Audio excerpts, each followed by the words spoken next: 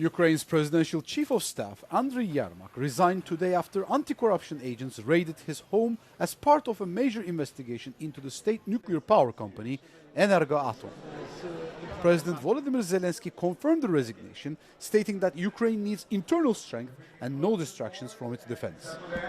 The National Anti-Corruption Bureau, or NABU, said the searches were part of a probe into a scheme at Energoatom that allegedly siphoned of $100 million.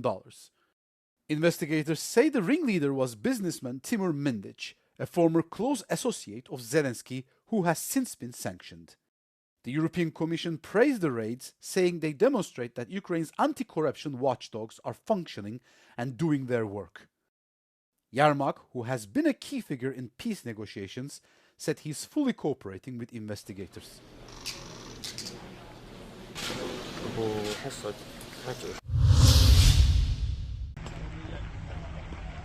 Hungary will continue to purchase Russian gas and oil. During a visit to Moscow on Friday, Hungarian Prime Minister Viktor Orbán confirmed that Russia remains a privileged energy partner.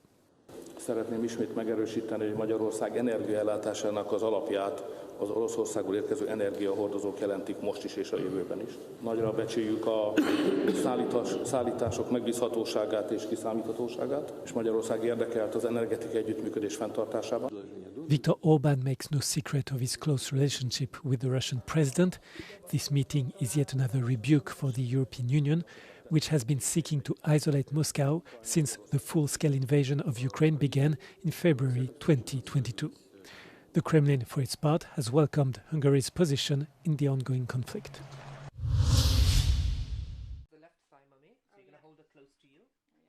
Measles cases surged by 47% in Europe and Central Asia last year, due largely to falling vaccination rates, according to a new report from the World Health Organization. Earlier this year, the agency said there were more than 120,000 measles cases in Europe and Central Asia in 2024, the highest level in more than 25 years.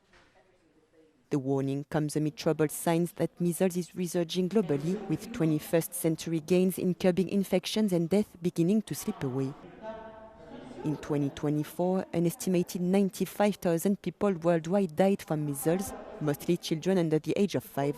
That is down from 780,000 deaths in 2000.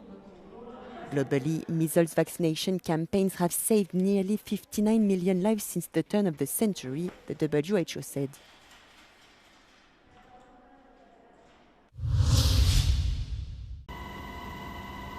Pope Leo XIV has met with leaders of the Eastern and Western churches in Iznik, Turkey, on Friday to pray for unity among Christians. At the site of the historic Council of Nicaea, held in 325 AD, the Pope joined Patriarch Bartolomeo and other religious leaders to recite the Nicene Creed. For it was with great wisdom and foresight that he... Leo called the creed fundamental for moving towards full unity and urged overcoming centuries of division. In the very place where it was held. We are gathered here not simply to remember the past. We are here to bear living witness to the same faith expressed by the fathers of Nicaea. We return to this wellspring of the Christian faith in order to move forward. Representatives of Syriac, Coptic, Armenian and Protestant churches also attended the event. Before the prayer, a small protest by the Islamic New Welfare Party ended peacefully under police supervision. Art lovers from outside Europe hoping to admire the Mona Lisa will soon have to pay more.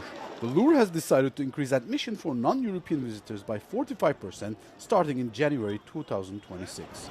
Visitors from countries like the US and China will now be charged €32, an increase of €10 from the current price.